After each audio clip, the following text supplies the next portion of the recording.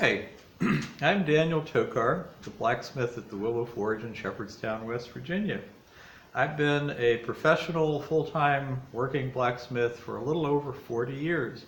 I had my anniversary July 2019.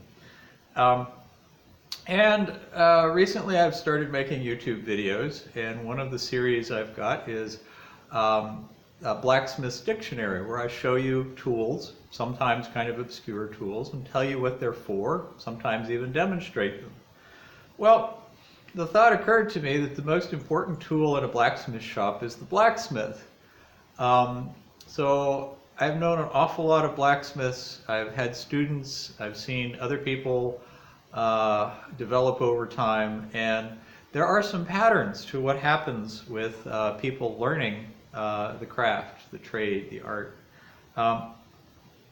I think what happens first is that most people start off not having a lot of control or power, and this makes them kind of timid when they're hammering. So they need to have a project that's of a certain size range that it doesn't take a long time to forge out. It's not easy to burn up in the fire, so it's less dangerous with inept fire control. And it doesn't require a huge amount of control and power. So invariably it's things like S-hooks made out of 1/4 inch or 5/16 inch stock. This is a size that can be worked pretty easily even by people who are not that confident about what they're doing. It's not intimidating. It's not such a large thing that you have to worry about it getting away from you. You can easily control it in your one hand while you hammer with the other. And you end up with something like an S-hook or a wall hook that's useful and has many possibilities for design. So you can make literally thousands of different designs for wall hooks and S-hooks.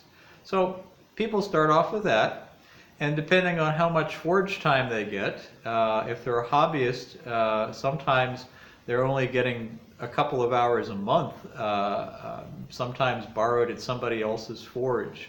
If they're lucky enough to have their own place to work, it's still a problem of working a job and having a family and other commitments, so that it's rare to find somebody who's a hobbyist who gets more than 10 or 15 hours a month to practice. And this makes it slow. You have to build up the muscle memory and the skills. It's like learning to play a sport.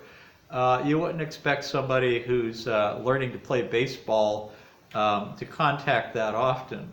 They need a lot of time practicing. So after a certain amount of time making S-hooks, say you've made a couple of hundred S-hooks. You've tried all sorts of things out. You've got a lot more confidence.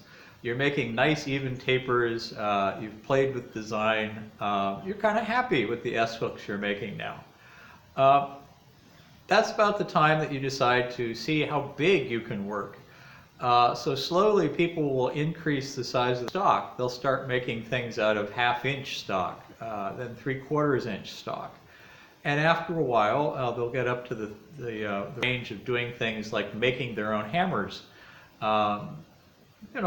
You get to the point where you can forge out a 3-pound hammerhead by yourself. You've got a fair amount of power and control at that point. And it's a reasonable sized project for somebody to do by themselves. Most people don't get much beyond that because, again, forging one-handed by yourself, it's difficult to work stock that's more than maybe 1.5 to 2 inch thick. If you've really developed yourself and had a lot of practice, sure, you can work bigger. And if you've got hydraulic presses or power hammers, forging hammers, there's no limit to how big you can get. But as a practical matter, for most people with a hand hammer by themselves, they kind of hit a wall, a plateau of what's physically possible somewhere in that size range. If they've got help, they can get bigger. So they happily go along and they make things, bigger things like that. They make a lot of tools for themselves. They get confidence with heat treating and tool making. There's lots of tools that they need for the shop that they either can't find or can't afford to buy. So there's endless projects, and if you're able to do things up into that size range, it's a comfortable plateau. People can spend years making things for themselves, for their friends and family, sometimes saleable projects, as a sideline, a business, something at craft shows and flea markets and things like that. And depending on how much time they get forging, they'll hit another wall, another plateau, where they've got to either work smaller than they're comfortable with, or stay where they are. So then you get this transition to seeing how much control you can have. You work smaller and smaller. You want to know what the limit is on the lower range. And for most people, this takes, again, anywhere from months to years, exploring the small end and how delicate you can make things. Personally, I can forge out sewing needles. I can punch an eye for a sewing needle. I've forged out very small things like handmade fish hooks, 18th century reproduction fish hooks. So it's possible to work really small. After you get comfortable doing that, you have a plateau that again runs for some length of time, where you happily make whatever size you need, and then you start thinking about design and aesthetics. It takes a long time and a lot of confidence before you actually come up with new designs, new things that aren't dependent so much. You're no longer limited by the size range. If you want to do something big or small, it no longer matters. It's a question of, what do I need for this project? You start doing things on an appropriate scale instead of being driven by exploring how big or how small you can work. And this is where I think of as the mature phase. Blacksmiths that get up to that level are able to pretty much make what they want, and it's just a question of what their imagination is like. And how much they get pulled along by their friends, their customers, their clients. If you don't have interesting customers, if you don't have people who ask you to do things that you've never done before, it's really hard to get off the ground. You have limits to what your own imagination will come up with, and unless you are trying to solve problems for other people, you really won't develop much. You really, at that point, have to have outside clients, outside projects to pull you along. This is particularly good if you want to do architectural work and you've got interior designers, architects, builders that have problems to solve. They will cause you to be very inventive and come up with solutions that you would have no reason to have done it for yourself. And this is very useful. But this gets into the thing of transitioning into being a professional at some level, either as a sideline to your regular work. I know a fair number of people that have welding or machine shops that they do blacksmithing to help themselves make more beautiful railings, more beautiful machine work, because if you can combine forge work and machine work, you can sometimes make things that aren't possible to either trade by itself. I think of some beautiful Kentucky long rifles that I've seen that were the combination of forge and machine work are necessary for you to make something like that. And there's a fair amount to the personality of the person doing the work, what they're attracted to. Some people really like architectural work where they want to get into gates and railings and things for home interiors, furniture. Other people are attracted to weapons, either modern things like hunting knives, fighting knives, or period reproductions, making swords and Viking axes, all of that stuff. Armor. So personal interest pulls you along deeper and deeper into seeing what's possible. Some people want to learn how to produce lots of things to go into production. Other people want to make the absolute best thing they have. You get sort of the obsessive compulsive craftsmanship thing where it doesn't need to be as good as they're making it, but their internal desire to make the best thing they can won't let them make something that's less than the best thing they can make. There's a fine line there, because if you're actually doing this as a business, you can spend a huge amount of time making something perfect that your customer will not necessarily be willing to pay for.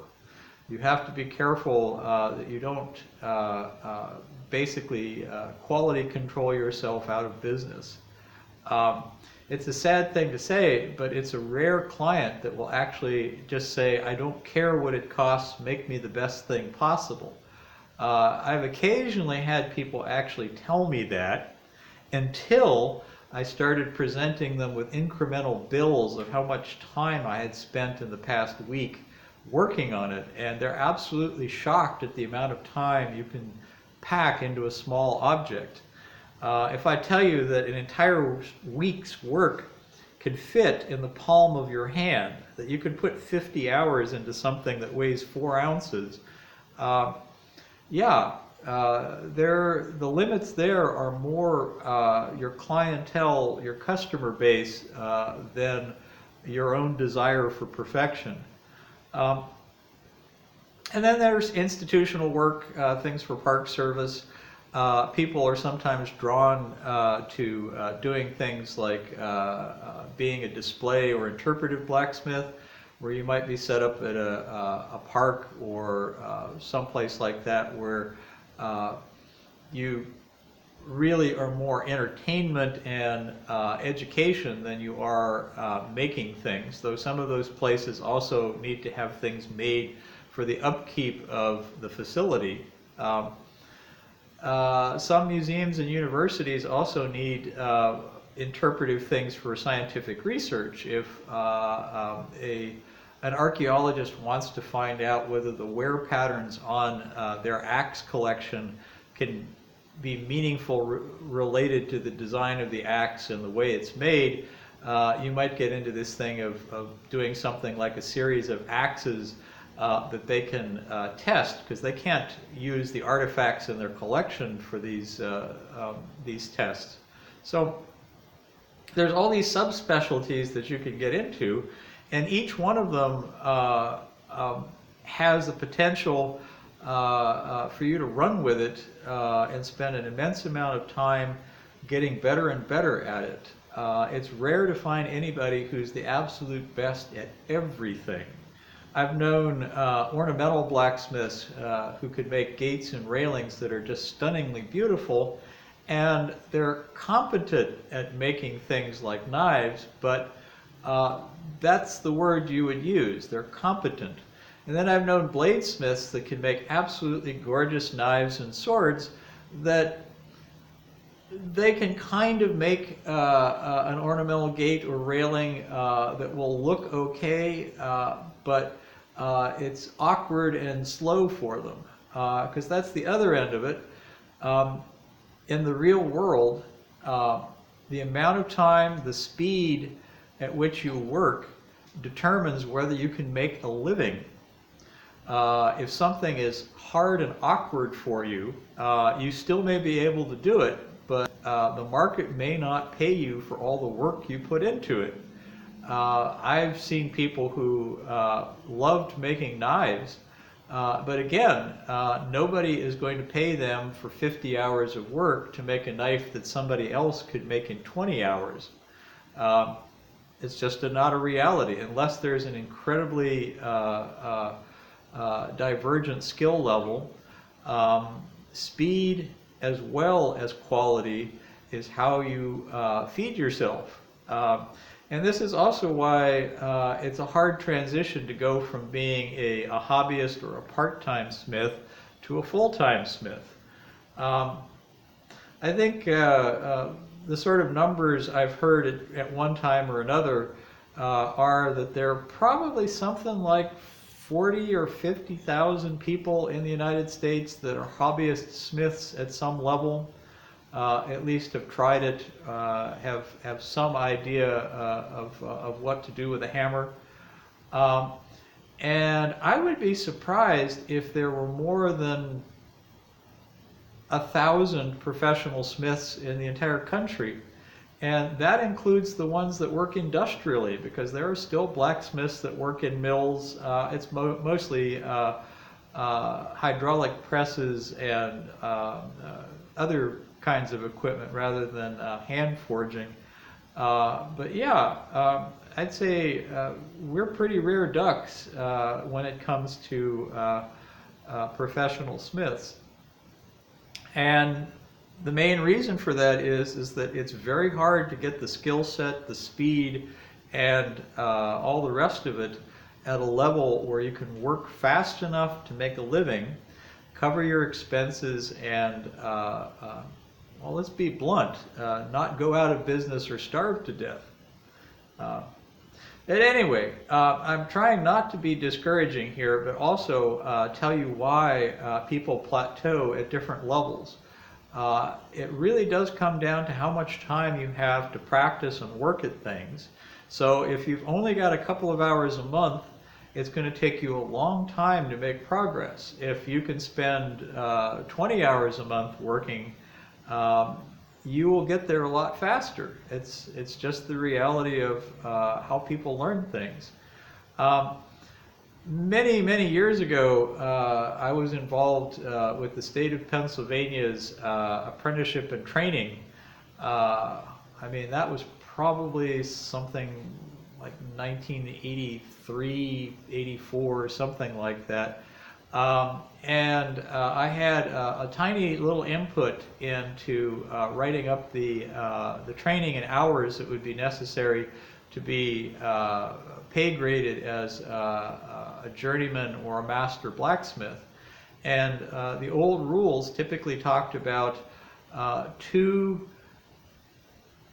or 3 years of 2,000 hours a year before you could go from being an apprentice to being a journeyman. So 5,000 hours is probably a ballpark for you to transition from the skill level of being an apprentice to being a journeyman. And then as a journeyman blacksmith, you're probably looking at something like 10,000 hours of work between being a journeyman and being a master. There's only about standard working year is considered to be about 2,000 hours.